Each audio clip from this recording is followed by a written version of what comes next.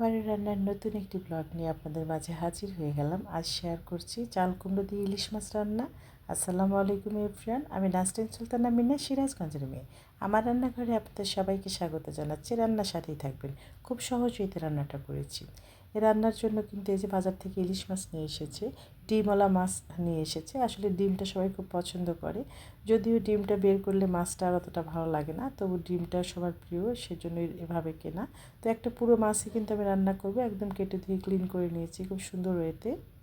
খুব সামান্য কিছু মশলা, পেঁয়াজ বাটা, রসুন বাটা, লাল মরিচ বাটা, হলুদ গুঁড়ো, লবণ দিয়ে এভাবে করে একটা পেস্ট তৈরি করে নিয়েছি আমি।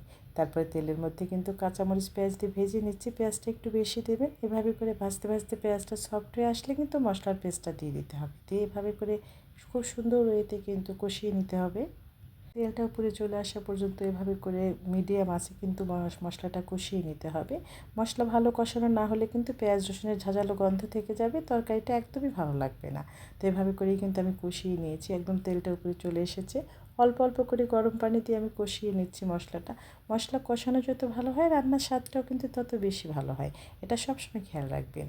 এভাবে করে সবগুলো মাছ কিন্তু আমি দিয়ে দিচ্ছি। আগে একটু মশলার মধ্যে মাছটা একটু হালকা একটু ভুনা করে নিয়ে তারপরে এর মধ্যে কিন্তু আমি চাল কুমড়োটা অ্যাড করে দিব। এভাবে করে কিছুক্ষণ আমি একটু নেড়ে চেড়ে উঠিয়ে নিলাম। তারপরে যে মশলাটা বেঁচে গেল ওর মধ্যে চাল কুমড়োটা অ্যাড করে দিলাম। চাল কুমড়োর সাথে কিন্তু ইলিশ মাছের রসায়ন একেবারে দুর্দান্ত হয়।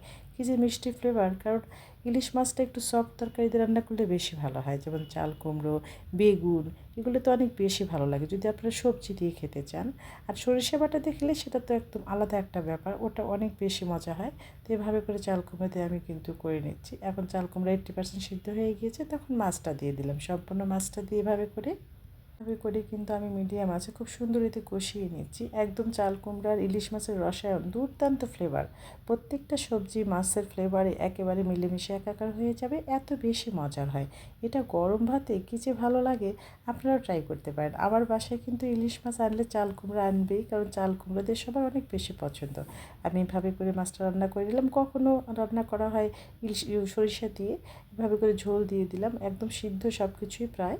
ঝোলটা দিয়ে এখন হাই হিটে রান্না করে নেব। এই রান্নাটা সবার পছন্দ। চাল কুমড়ো দিয়ে ইলিশ অনেক মজার হয়। তো মাঝে মাঝে কিন্তু আমি সরিষা দিয়েও করি, ওটা একটা আলাদা স্বাদ।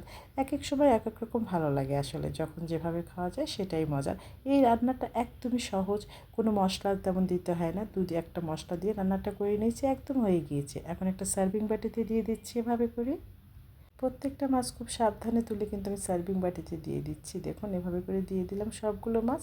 একটা মাছও কিন্তু ভাঙিনি, এবং ঝাল লবণ স্বাদ মতো দেবেন, তবেই কিন্তু দুর্দান্ত স্বাদ হয়। আমার রান্না কিন্তু একদমই রেডি। দেখুন কতটা সুন্দর হয়েছে। আমার এরকম সহজ সুন্দর রেসিপি যদি ভালো লাগে তাহলে বেশ ফলো করতে পারেন। আজ বিদায় নিচ্ছি। সবাই সুস্থ থাকবেন, ভালো থাকবেন, আমার পরিবারের জন্য দোয়া করবেন। আল্লাহ হাফিজ।